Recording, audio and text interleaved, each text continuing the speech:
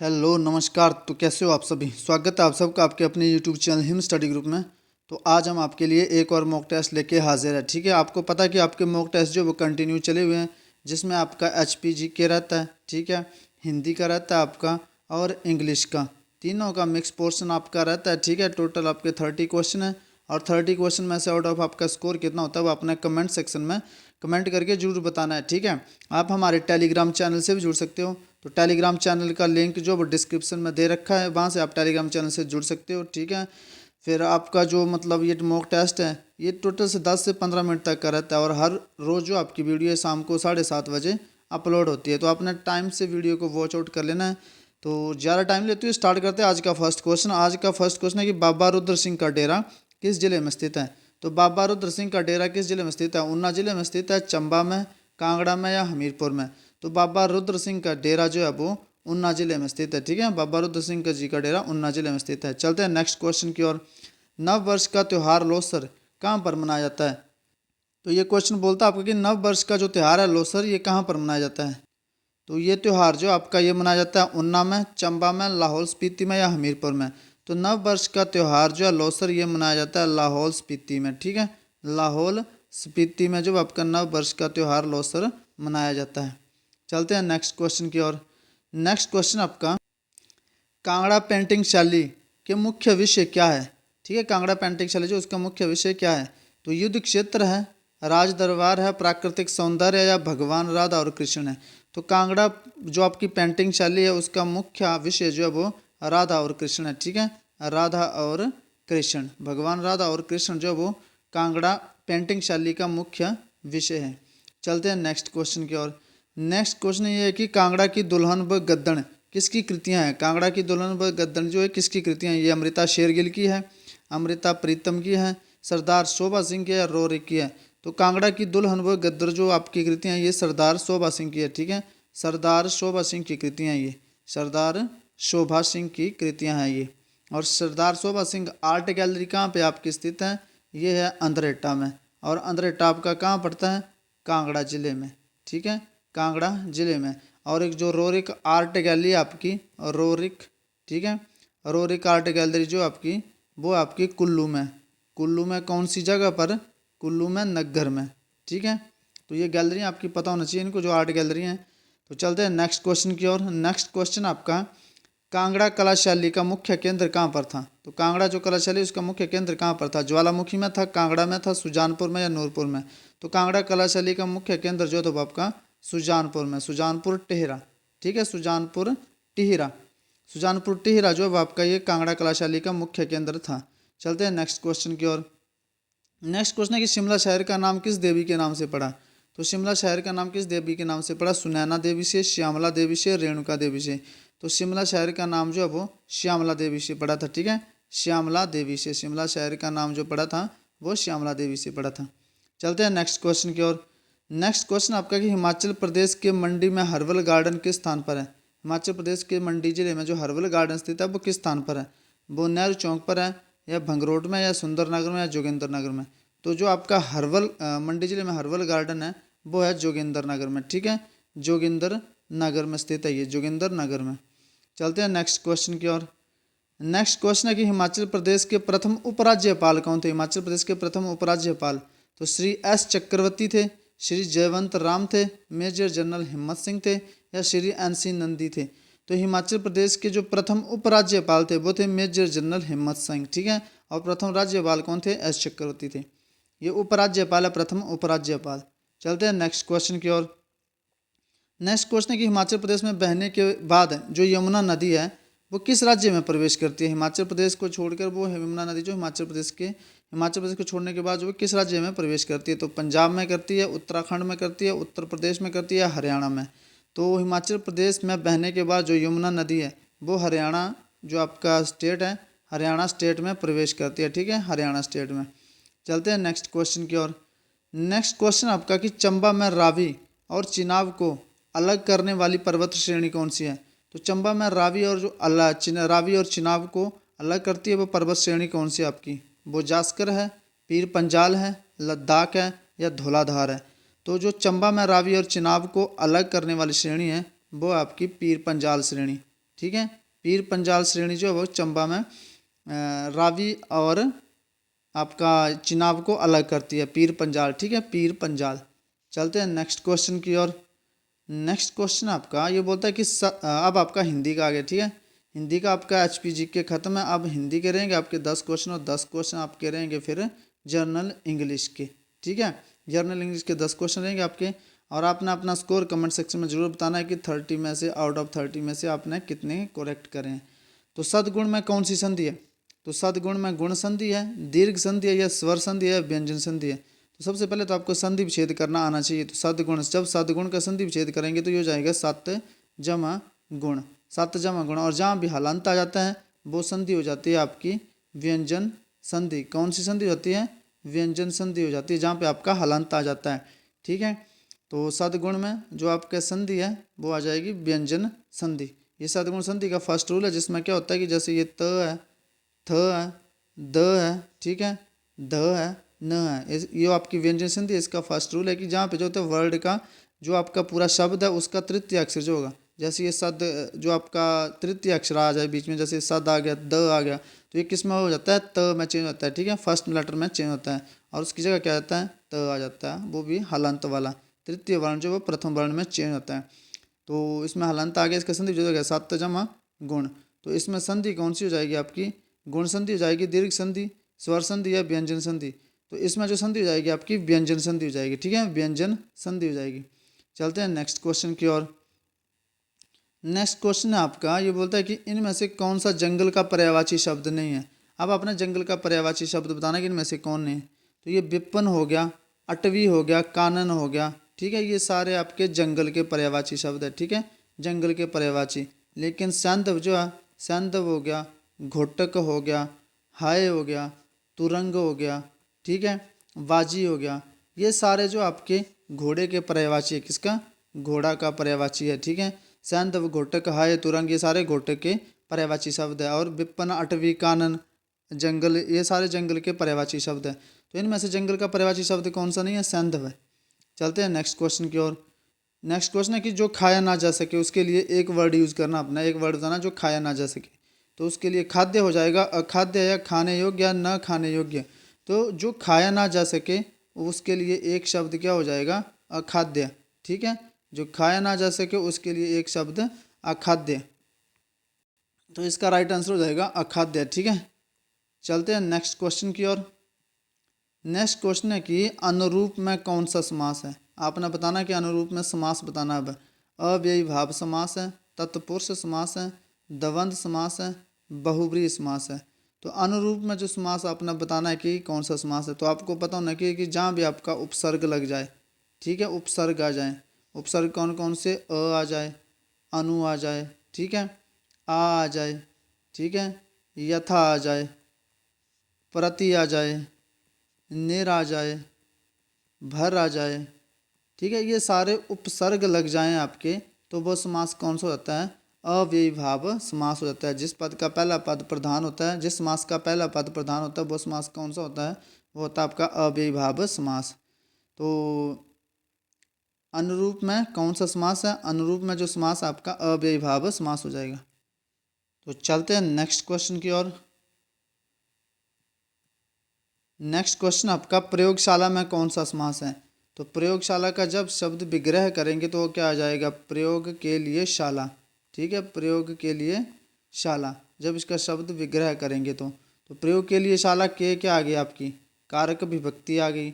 और जहाँ भी आपकी कारक विभक्ति आ जाए वो समास कौन सा होता है? आपका तत्पुरुष समास होता है, ठीक है, तत्पुरुष समास हो जाएगा वो। तो इसमें कौन सा समास हो गया? प्रयोगशाला में तत्पुरुष समास हो गया। चलते हैं नेक्स्ट क्वेश्चन की ओर। नेक्स्ट क्वेश्चन आपका कि महेश में कौन सी संधि है। तो महेश में आपने संधि बतानी है, गुण संधि है, दीर्घ संधि है, स्वर संधि है, या व्यंजन संधि है। तो महेश में संधि जो है वो कौन सी संधि है। तो महेश में जो संधि है आपकी, पहले आप संधि विच्छेद करेंगे तो क्या आएगा? महा जमा ईश, ठीक है, महा जमा ईश। तो जैसे यहाँ से आ गया और यहाँ से ई आ गया तो ये क्या बनता है? ए बनता है, ठीक है, ए बन जाता है ये। तो ये ए बन जाता है। तो इसका जब संधि विच्छेद को इसको मिलाएंगे तो ये क्या बन जाएगा? महेश, ये ए ये बन गया, ठीक है। तो इसमें जो संधि हो जाएगी ये किस में होता है, गुण संधि में। ये किस में होता है, गुण संधि में। अ या ई के बाद या अ या ई के बाद जो है मतलब अ या आ के बाद ई आ जाए या छोटी ई या बड़ी ई आ जाए तो ए बन जाता है, और अ या आ के बाद ओ या ऊ आ जाए तो वो ओ बन जाता है। जैसे यहाँ पे एक बार बताता हूँ आपके, जैसे अ आ जाए, ठीक है, इसके बाद जो आप संधि विच्छेद करोगे तो वो ई आ जाए या छोटी ई या बड़ी ई, ठीक है, ये बड़ी ई है ये छोटी ई है, छोटी बड़ी ई या छोटी ई आ जाए तो ये बन जाता है ए, ठीक है, अ या आ के बाद, ठीक है। उसके बाद आगे अ या आ के बाद, ठीक है, अ या आ के बाद जैसे ई या ई आ जाए तो ए बन जाता है, और ऊ, ठीक है, या ऊ आ जाए तो वो क्या बन जाता है, ओ बन जाता है, ठीक है। जैसे महोत्सव, जैसे ये लिखा है महोत्सव, ठीक है, तो महा जमा उत्सव, ठीक है, तो महा यहाँ पे क्या आ गया, महा जमा उत्सव, आ गया, आ और ओ, ये क्या बन गए, ओ बन गए, ठीक है। तो ये किस में होता है आपका, ये होता है आपका गुण संधि में। तो महेश में संधि विच्छेद क्या हो जाएगा, महाजमा ईश, आ के बाद ई आ जाए, जैसे ये आ आया यहाँ पे ई आया तो ये क्या बन जाता है ए, और ये किस में होता है आपका गुण संधि में। चलते हैं नेक्स्ट क्वेश्चन की ओर। नेक्स्ट क्वेश्चन आपका योग रूढ़ शब्द कौन सा है। अब आपको बताना है कि योग रूढ़ शब्द जो है वो कौन सा है। तो योग रूढ़ शब्द जो पिल्ला है, ठीक है, घुड़सवार है, लंबोदर है या नाक है। यौगिक शब्द वह शब्द होता है जो दो शब्दों से मिलकर बनते हैं। रूढ़ शब्द वह शब्द होता है जो जिसका कोई खंड या भाग सार्थक ना होता है, ठीक है। और योग रूढ़ शब्द वह शब्द होता है जो यौगिक तो होता है लेकिन किसी और की तरफ इशारा करता है, मतलब बहुब्रीहि समास जो होता है वो आपका यौगिक शब्द उसी में आते हैं। तो जैसे पिल्ला है, ठीक है, पिल्ला, इसको जब तोड़ेंगे तो ये कोई शब्द नहीं बनेगा, ठीक है। घुड़सवार, घुड़सवार जो यौगिक शब्द है। नाक ये आपका रूढ़ शब्द है, ठीक है। लंबोदर, लंबा है जिसका उदर, अर्थात कौन, गणेश, ठीक है। जो भी पर्यायवाची शब्द आ जाए, बहुब्रीहि शब्द आ जाए, ठीक है, बहुब्रीहि शब्द आ जाए, हर एक बहुब्रीहि शब्द कोई भी आ जाए वो आपका कौन सा शब्द हो जाएगा, योग रूढ़ शब्द हो जाएगा, ठीक है। तो वो योग रूढ़ शब्द हो जाएगा। जैसे जलज, जलज आपसे पूछा जाए तो इसके तोड़ तो नहीं सकते लेकिन इसका मतलब क्या होता है, जो जल से उत्पन्न होने वाला, अर्थात कमल के विषय में यह बात कही गई है।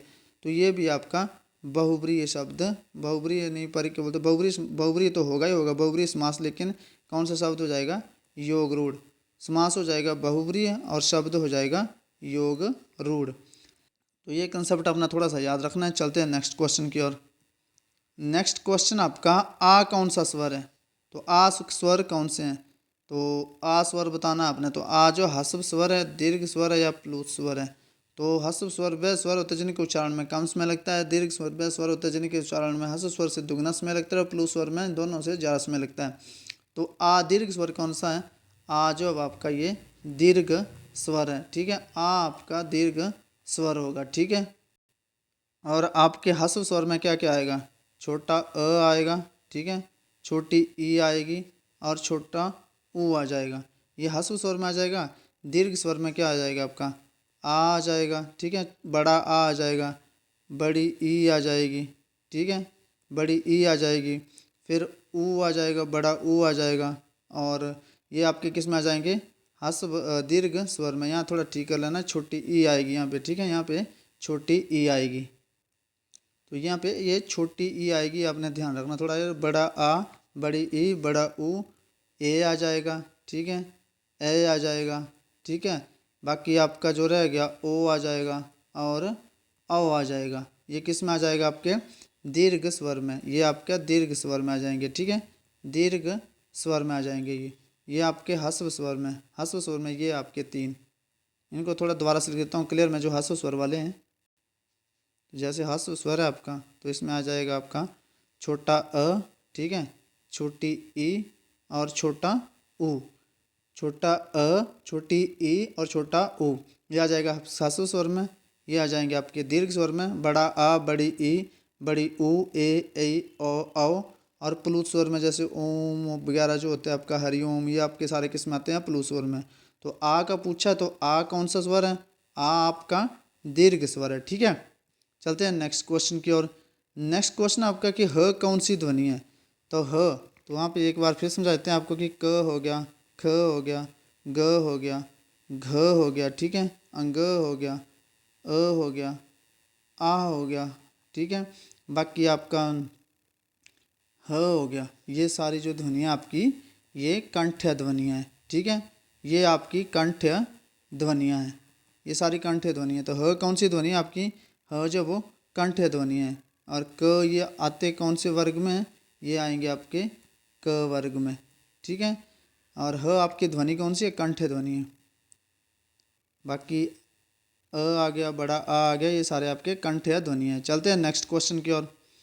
नेक्स्ट क्वेश्चन आपका ये बोलता है कि ट कौन सी ध्वनि है? तो आपको पता है कि ट हो गया, ठ हो गया, ड हो गया, ढ हो गया, अण्य हो गया, री हो गया, ठीक है। ये सारी आपकी कौन सी ध्वनि है? ये आपकी मूर्धन्य ध्वनि है, ठीक है। मूर्धन्य ध्वनि और वर्ग कौन सा है? ट वर्ग। मूर्धन्य ध्वनियाँ और ट वर्ग में आती हैं। तो ट वर्ग में आएगी, मूर्धन्य ध्वनि हो जाएगी ट। चलते हैं नेक्स्ट क्वेश्चन की ओर। नेक्स्ट क्वेश्चन है कि choose the sentence that does not have a transitive verb, मतलब जिसमें कि ट्रांजिटिव वर्ब नहीं है। इंट्रांजिटिव वर्ब आपने इनमें से वो पिक करना है जो इंट्रांजिटिव है, जो ट्रांजिटिव है वो नहीं, जो इंट्रांजिटिव है वो पिक करना है यहाँ पे, ठीक है। The moon shimmers, the I killed a lion, I stole the book, I recited a poem. तो इसमें आपने बताना इंट्रांजिटिव जो है वर्ब कौन सी है, मतलब, ठीक है। ट्रांजिटिव इंट्रांजिटिव क्या होता है? ट्रांजिटिव और इनट्रांजिटिव। एक होती है आपकी ट्रांजिटिव, ठीक है, एक होती है आपकी इनट्रांजिटिव। इसमें आप पहचानते कैसे हो वो बताता हूँ आज आपको। बिल्कुल आसान सा फंडा है इसका, इसको पहचानने का, ठीक है। कोई ज़्यादा मुश्किल नहीं है, ये बिल्कुल ईजी है। ट्रांजिटिव वह होती है जैसे ये वर्ब आ गई प्ले, ठीक है, प्ले। जैसे वर्ब है, वर्ब से वट का रिप्लाई पूछना आपने। वर्ब से वट का रिप्लाई क्या बनता है? वर्ब से वट का रिप्लाई जो है वो ऑब्जेक्ट बनता है, ठीक है। तो जिसमें ऑब्जेक्ट आएगा, जिसमें ऑब्जेक्ट आ जाएगा, और ऑब्जेक्ट कौन बनते हैं? सबसे पहले मोस्ट इम्पोर्टेंट आप लोगों के लिए बात जो बेसिक है उसके लिए, और आगे जिस भी हिसाब से आप चूज़ करते हो ट्रांजिटिव ट्रांजिटिव में, उसके हिसाब से भी। तो एक बात आपने हमेशा याद रखनी है कि जो आपका ऑब्जेक्ट है, ठीक है, ऑब्जेक्ट और सब्जेक्ट किसके होते हैं? ये हमेशा होते हैं वर्ब के, ठीक है। और ऑब्जेक्ट और सब्जेक्ट बनने का काम कौन करता है? ये काम करता है हमेशा नाउन। ऑब्जेक्ट और सब्जेक्ट बनने का हमेशा काम नाउन करना है। और नाउन से जैसे नाउन करते हैं, सब्जेक्ट या ऑब्जेक्ट जो भी होगा वो नाउन होंगे। पहली बात ये ट्रांजिटिव इंट्रांजिटिव पहचानने के लिए। दूसरी बात वर्ब से वट का रिप्लाई, वर्ब से वट का रिप्लाई, मतलब वर्ब से वट का रिप्लाई का मतलब ये है कि, मतलब वर्ब से अपने क्वेश्चन पूछना है कि आगे क्या आ रहा है, क्या मतलब क्या पूछा, क्या से कोई रिप्लाई आ रहा है। जैसे आगे समझाते हैं आपको। जैसे यहाँ पे बोला है कि द मून शिमर्स, मतलब मून जो वो चमकता है, ठीक है। I killed a lion, killed जैसे ये लिखा आई किल्ड अ लॉयन, तो वर्ब बोला कि वर्ब से वट का रिप्लाई, वर्ब से वट का रिप्लाई। वर्ब मैंने मारा, क्या मारा, ये मारा मतलब ये रिप्लाई, इसका मतलब कि क्या मारा, मैंने मारा, क्या मारा, मैंने मारा अ लोइन, मारा ए शेर। अगर यहाँ से कुछ ज़्यादा नहीं समझ रहा है कि बट से वर्ब से बट का रिप्लाई क्या, ये आपको समझ नहीं आ रहा है, तो एक बात याद रखना कि वर्ब आ गई ना, ये वर्ब आ गई आप, तो यहाँ बीच में अगर प्रपोजिशन नहीं है तो आगे जो अगर प्रपोजिशन है फिर तो वो प्रपोजिशन का ऑब्जेक्ट बन जाता है, उसको छोड़िए। अभी फिलहाल ये देखिए कि अगर ये वर्ब आ गई, आगे क्या आ गया लास्ट में आपका लॉइन क्या आ गया, नाउन आ गया। और नाउन क्या बनता है? नाउन या प्रनाउन क्या बनने के कार्य करते हैं? सब्जेक्ट या ऑब्जेक्ट, ठीक है। तो वर्ब से वट का रिप्लाई पूछना आपने। आई किल्ड मैंने मारा, मैंने क्या मारा, यही पूछना आपकी। मैंने मारा तो मैंने क्या मारा, मैंने लॉइन को मारा, तो ये क्या हो गया? लॉइन क्या? ऑब्जेक्ट, इसमें ऑब्जेक्ट आ गया, तो ये क्या? ट्रांजिटिव है। I stole, I stole the book, मैंने स्टोल की, मैंने चोरी की, मैंने क्या चोरी की, मैंने चोरी की, मैंने क्या चोरी की, मैंने बुक चोरी की, आई स्टोल द बुक्स, तो ये अगेन नाउन आ गया। और मैंने आपको एक बात बताई है कि सब्जेक्ट और ऑब्जेक्ट बनने का काम क्या करते हैं? नाउन करते हैं, ठीक है। I stole the book, stole verb, verb से बट का रिप्लाई, क्या चोरी की, बुक चोरी की, ऑब्जेक्ट बन गया। और ट्रांजिटिव वर्ब में क्या होता है? ऑब्जेक्ट होता है, ठीक है। और इनट्रांजिटिव वर्ब में ऑब्जेक्ट नहीं होता है। ट्रांजिटिव में यहाँ पे एक बार फिर लिख देता हूँ मैं, जो ट्रांजिटिव वर्ब होगी, मोस्ट इंपॉर्टेंट टॉपिक आपका हर एक एग्जाम के लिए, ट्रांजिटिव और इन ट्रांजिटिव, ठीक है। इसमें ऑब्जेक्ट होता है। अब ऑब्जेक्ट को कैसे याद रखेंगे, ऑब्जेक्ट भूल जाओ, जो नाउन या प्रोनाउन वर्ब से बट का रिप्लाई करके नाउन या प्रोनाउन ऑब्जेक्ट और सब्जेक्ट बनने का काम जो नाउन या प्रोनाउन करते हैं। इंट्रांसिटिव में ऑब्जेक्ट नहीं होगा। ऑब्जेक्ट कब नहीं होगा, वर्ब के बाद, ठीक है, वर्ब के बाद ऑब्जेक्ट नहीं होगा किसमें, इंट्रांसिटिव में, ठीक है। तो चलते हैं, देखते हैं, आप पीछे चलते हैं हम। तो मून शिमर्स, मून चमकता है, यहाँ पे फर्स्ट है कि मून चमकता है, ठीक है, कोई वर्ब आई नहीं है। आगे लिखा I recited a poem, I recited a poem, recited होता है सुनाना, ठीक है, मैंने पोएम सुनाई, मैंने क्या सुनाया, मैंने क्या सुनाया, मैंने पोएम जो है वो सुनाई, आई रिसाइटेड अ पोएम। तो वर्ब से वट का रिप्लाई ऑब्वियसली मिल गया आपको, क्या सुनाई, पोएम। पोएम अगेन आपका क्या आ गया, नाउन आ गया, ठीक है। वर्ब से वट का रिप्लाई आपका पोएम आ गई, आपने क्या सुनाया, आपने पोएम सुनाई, ठीक है। तो ये ट्रांसिटिव इंट्रांसिटिव का सिंपल सा फंडा जो मेरे को लगता था कि आपको समझाना जरूरी, तो वो आपको समझा दिया। बाकी आप प्रैक्टिस करते रहिए, आगे और भी इसके क्वेश्चन है, ठीक है। तो ये आपके तीनों जो है क्या, ये ट्रांसिटिव है, क्योंकि इसमें वर्ब आ गई, वर्ब से वट का रिप्लाई है, क्या सुनाया, पोएम, और सब्जेक्ट और ऑब्जेक्ट बनने के कार्य हमेशा नाउन या प्रोनाउन करते हैं, ठीक है। तो फर्स्ट क्या, द मून शिमर्स, मून जो वो चमकता है, सीधी सी बात है, मून चमकता है, ऐसे तो है, लिखा नहीं है कि मून क्या करता है, मून दौड़ता है, ठीक है, मून कहाँ रहता है, मून क्या करता है, मून क्या खाता है, वैसा तो है नहीं, सीधा मून सिमर्स, मून जो है वो चमकता है। तो ये क्या आपकी इंट्रांसिटिव वर्ब हो जाएगी, ठीक है। तो यहाँ पे पूछा भी यही था कि sentence that does not have a transitive verb, तो ये था इसका राइट आंसर। तो आपका ट्रांसिटिव इंट्रांसिटिव छोटे से लेक्चर में आपका क्लियर हो गया शायद। आगे भी आपको इसी तरह एक्सप्लेन करते जाएंगे हम, जो भी आपका डाउट है वो, ठीक है। तो ये नेक्स्ट क्वेश्चन आपका कि choose the sentence that does not have an intransitive verb, मतलब अब आपने यहाँ ढूंढना है कि जिसमें इंट्रांसिटिव वर्ब नहीं है। सिंपल सी बात है मैं कि ये है कि जिस जो यहाँ इसमें जो ट्रांसिटिव आपने वो बताना है, ठीक है। इसमें जो आपके 4 ऑप्शन है, इसमें ट्रांसिटिव वर्ब बतानी है। डंकी ब्रेज, डंकी भौंकता चलाता है, जो भी है, मतलब डंकी की आवाज़ है वो करता है, ठीक है, करता है, ठीक है। द बोट कैपिसाइज्ड, वर्ब आ गई, वर्ब के बाद कोई ऑब्जेक्ट है नहीं, सीधा दिख रहा है। चीता रन फास्ट, अब आपको ये लग रहा होगा कि यहाँ पे चीता रन वर्ब आ गई, पीछे फास्ट आ गया। तो आपको बता दें कि फास्ट जो है यहाँ पे एडवर्ब के रूप में यूज़ हुआ, और एडवर्ब कौन सा, adverb of manner, adverb of manner. Adverb of manner का मतलब क्या होता है, ठीक है, जैसे जो आपकी क्रिया की विशेषता को बताती है, ठीक है। चीता दौड़ता है, चीता कैसे दौड़ता है, हाउ का रिप्लाई आता है, हाउ कैसे दौड़ता है, फास्ट दौड़ता है। ये जैसे यहाँ पे रेनकोट आ दें, ठीक है, ये हमने माना, ऐसे लिख देते हैं हम, चीता फास्ट, कुछ बन रहा है, कुछ बन ही नहीं रहा है। तो इससे ये लग रहा है कि मतलब जो क्रिया को उसको क्वालिफाइड करे, जो वर्ब को क्वालिफाइड करे, वो एडवर्ब। अब ऐसे तो ये सेंटेंस बन रहा है, ठीक है। चीता फास्ट क्या, कुछ तो चाहिए, ठीक है। तो अब हम जोड़ते हैं रैन को, तो रन रैन, रन रैन, चीता रैन फास्ट, चीता रैन फास्ट, चीता दौड़ता है कैसे, फास्ट दौड़ता है, रैन फास्ट, ठीक है। अब यहाँ पे चीते को हटा देते हैं हम, ठीक है। तो आगे लिखते हैं रन फास्ट, तो ये चल रहा है, सीधा बात है, रन फास्ट, रन दौड़ो, कैसे दौड़ो, फास्ट दौड़ो, एडवर्ब ऑफ मैनर, हाउ का रिप्लाई आ रहा है, ठीक है। तो इस तरह से समझना चीज़ों को। तो चीता रन फास्ट, तो ये भी आपका कौन सा है, इंट्रांसिटिव वर्ब है, ये तीनों आपकी इंट्रांसिटिव वर्ब है। अब आगे देखना, गर्ल्स, गर्ल्स लड़की है, सब्जेक्ट है। मैंने आपको पहले बताया कि सब्जेक्ट या ऑब्जेक्ट करने का बनने का काम कौन करता है, नाउन या प्रोनाउन, ठीक है। तो नाउन आ गया, बियर, बियर, बियर मतलब पहनना, वर्ब आ गई, ठीक है। अब बियर क्या पहना, गर्ल्स बियर, लड़की ने क्या पहना, वट का रिप्लाई आपने ढूंढना हमेशा, ठीक है। वट का रिप्लाई, वट का रिप्लाई, तो गर्ल्स बियर्स, गर्ल ने क्या पहना, क्या पहना, स्कर्ट पहनी, स्कर्ट क्या आ गया, नाउन आ गया, अगेन नाउन आ गया। तो वर्ब से वट का रिप्लाई ऑब्जेक्ट मिल गया ना इसको। मैंने आपको बताया कि ऑब्जेक्ट सब्जेक्ट या ऑब्जेक्ट बनने का काम जो नाउन या प्रोनाउन करते हैं, ठीक है, गॉट इट। तो अब ये बोल रहा है कि गर्ल्स बियर, लड़की ने पहनना, क्या पहना, लड़की ने स्कर्ट पहनी।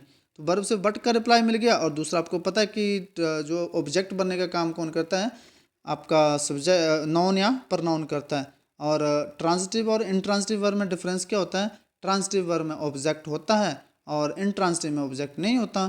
तो ये तीनों शब्द जो आपके इंट्रांसिटिव है, और ये जो है गर्ल्स बियर स्कर्ट, ये क्या आपकी ट्रांसिटिव है। ये आपका आंसर भी हो जाएगा। चलते हैं नेक्स्ट क्वेश्चन की ओर। इसमें थोड़ा ज़्यादा टाइम लगा क्योंकि मुझे लगता है कि इसको एक्सप्लेन करने की जरूरत, इसलिए ज़्यादा टाइम लगा इनमें। अब नेक्स्ट और आपके लिए प्रैक्टिस के लिए आपके लिए अब आप खुद ट्राई करेंगे और इसका आंसर जो आप कमेंट सेक्शन में बताएंगे, ठीक है। अगर आपको समझ आ गया तो इसका आंसर आप कमेंट सेक्शन में बताएंगे मुझे क्योंकि अब इसमें अब बताना क्या है मैं वो आपको बता देता हूँ।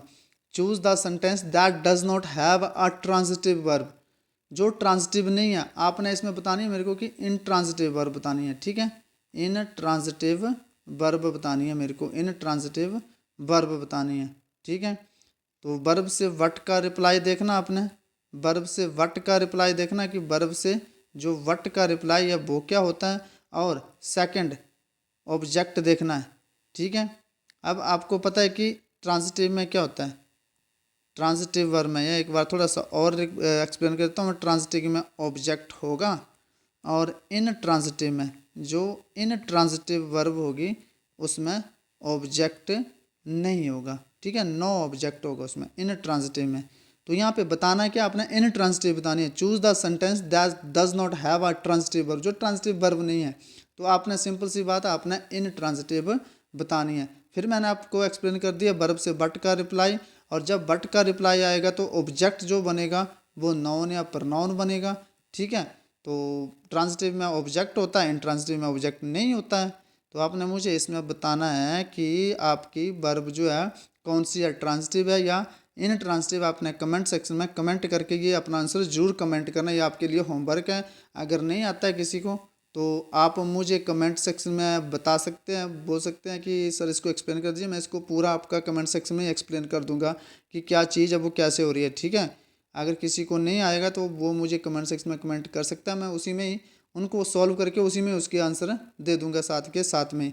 नेक्स्ट वीडियो में पता नहीं फिर याद रहे माइंड में नहीं रहेगी, अगर आप कमेंट में बता दोगे, किसी को समझ नहीं आ रहा है तो वो कमेंट सेक्शन में बता दे सकते हैं, मैं उसी में आपको एक्सप्लेन कर दूंगा। पीछे ध्यान से सुनोगे तो मैंने पूरा आपको एक्सप्लेन कर रखा है।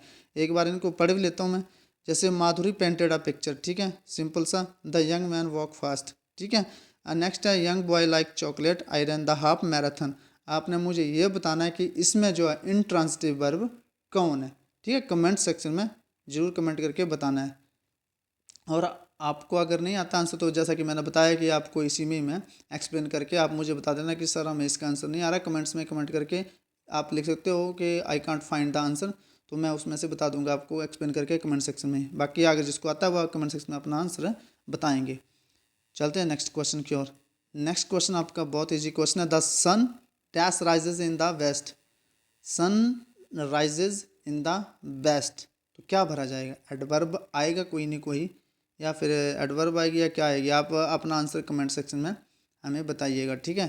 कमेंट सेक्शन में इसका आंसर मैं ही बता देता हूँ। The sun rises in the west, तो आपको पता है कि सन जो है वो कहाँ से निकलता है, सूर्य ईस्ट से निकलता है, पर यहाँ क्या लिखा है, वेस्ट लिखा है। तो सन ऑलवेज आएगा, सन नेवर आएगा, सन समटाइम या कभी कभी, मतलब सूरज जो वेस्ट से निकल जाता है, या अक्सर निकलता है, ऑफन होता है अक्सर, समटाइम होता है कभी कभी, ऑलवेज होता है हमेशा, नेवर होता है कभी नहीं, ठीक है। तो मतलब कभी नहीं निकलता है वेस्ट से, या फिर मतलब हमेशा वेस्ट से निकलता है, या कभी कभी उसका मूड हो तो मतलब वेस्ट से निकल जाए, या फिर मतलब अक्सर उसका काम है कि मतलब वो वेस्ट से निकलता है। तो आपको पता है कि सन जो है वो rises in the east, east से निकलता है। तो यहाँ पे सिंपल सा फिलिंग द ब्लैंक्स क्या आ जाएगा, नेवर आ जाएगा, कि sun never rises in the west, सूर्य जो कभी भी वेस्ट से जो है राइज नहीं होता, उगता नहीं है, ठीक है। जैसे एक सिंपल सा ये राइज, राइज और एक वर्ब आपको वो मोस्ट इंपॉर्टेंट है, वो आपको एक्सप्लेन करना जरूरी है, वो यहाँ समझ लेना। यहाँ सन राइजेज है ना, तो जैसे ये मतलब देखना सन, जैसे ये राइज, ठीक है, राइज, राइज, राइजन, राइज, रोज, ठीक है, और राइजन। एक होता है रेज, एक होता है रेज्ड, रेज्ड। इसका मतलब होता है कि उगना, ठीक है, उगना, अपने आप कोई काम हो जाना, ठीक है। मतलब इसका क्या है, उगना है, ठीक है, या मतलब कुछ मतलब अपने आप उगती है कोई चीज़, उगना। और इसका मतलब क्या है, उठाना, ठीक है, उठाना या फिर उगाना, या फिर, ठीक है, इसका मतलब उठना भी समझ सकते हो, उठना, उठना, उठना या उगना। जो राइज, रोज, राइजन है, और इसका मतलब क्या है, उठाना या उगाना। ये वर्ब में डिफरेंस है दोनों में, अपना ये ध्यान रखना है, ठीक है। तो राइज, रोज, रोजन, और रेज्ड, राइज, रेज्ड, रेज्ड, इसका मतलब होता है उठाना या उगाना, और इसका मतलब होता है उगना, ठीक है। तो जैसे sun rises in the east, sun rises in the east, sun जो वो सूर्य से उगता है, तो उसको कोई उगाता थोड़ी है, कोई रेज नहीं आएगा वो, ठीक है। तो ये आपने थोड़ा सा ध्यान रखना है। तो यहाँ पे क्या आ जाएगा, sun never rises in the west. Next question आपका, the sun rises in the east या सम टाइम, ये आपका हो गया, ठीक है, ये आपका इसका आंसर हो गया। द सन राइजेज क्या भरा जाएगा आपका, नहीं हुआ इसका आंसर, ये सही करेक्ट फॉर्म में दिया गया। अब द सन ऑलवेज राइजेज क्या इन द ईस्ट, ठीक है। अब अक्सर तो सन जो वह अक्सर तो उगता नहीं है, रोज उगता है ना, तो a sun always rises in the east, यहाँ पे ऑलवेज हो जाएगा। चलते हैं नेक्स्ट क्वेश्चन की ओर। Her parents were dash poor to send her to college, her parents were क्या भरा जाएगा यहाँ पे, टू पुअर, सबको पता है कि टू आ जाएगा। उसके माता पिता जो वो बहुत गरीब है, टू मतलब बहुत गरीब है, तो उसको मतलब कॉलेज नहीं भेज सकते। चलते हैं नेक्स्ट क्वेश्चन की ओर। नेक्स्ट क्वेश्चन आपका कि spring is season dash nature is the most beautiful. तो स्प्रिंग एक ऐसी सीजन है, एक ऐसी ऋतु है जिसका नेचर जो मोस्ट ब्यूटीफुल होता है। तो सिंपल सी सेंस, कभी कभी सेंस से भी आपके आंसर बन जाते हैं, सेंस भी लगा लेनी कभी कभी। Spring is the season which nature is the most beautiful, तो मोस्ट क्या आपका यहाँ पे, मोस्ट क्या है, ब्यूटीफुल क्या, ब्यूटीफुल आपका एडजेक्टिव है, और जो एडजेक्टिव को क्वालिफाइड करे वो क्या होता है, वो होता है एडवर्ब, ठीक है। चलते हैं नेक्स्ट क्वेश्चन की ओर। नेक्स्ट क्वेश्चन है कि I like mangoes, I like mangoes, मुझे मैंगो पसंद है, ठीक है, मुझे मैंगो पसंद कर, मैं जो मैंगो पसंद करती हूँ। But my friend fine, my friend कोई नाम रख लो उसका, कोई भी Ritu, my friend Ritu likes them too, मतलब ये है कि मैं आम जो पसंद करती हूँ, लेकिन मेरी फ्रेंड है ऋतु, वो मुझसे भी ज़्यादा आम पसंद करती है, मुझसे भी ज़्यादा खाती है, मतलब मुझसे भी ज़्यादा उसको आम पसंद है। मुझे तो लाइक है लेकिन उससे मुझसे भी ज़्यादा, तो उस केस में आप टू का यूज़ करेंगे, ठीक है, टू प्रपोजिशन का यूज़ करेंगे। चलते हैं नेक्स्ट क्वेश्चन की ओर। नेक्स्ट क्वेश्चन आपका, ही जंप्ड, सिंपल सा आपको पता है कि इनटू द रिवर, ही उसने जंप करा, मोशन में कोई चीज़ जा रही है, ही जंप इनटू द, ये नीचे रिवर है, यहाँ पे कोई खड़ा है, यहाँ से जंप लगाया, मोशन में चीज़ हो रही है, तो इनटू आ जाएगा, ठीक है। तो ही जंप्ड इनटू द रिवर। तो ये था आपके क्वेश्चन। तो आपको जो आंसर आपके कमेंट सेक्शन में होमवर्क बताया वो आपने जरूर बताना, उसका आंसर जो कमेंट सेक्शन में जरूर बताना आपने। और टोटल 30 क्वेश्चन में से आउट ऑफ आपके कितने ठीक है वो भी आपने कमेंट सेक्शन में आंसर करके बताना है, ठीक है। तो मिलते हैं नेक्स्ट वीडियो में, तब तक के लिए आप जय हिंद जय भारत।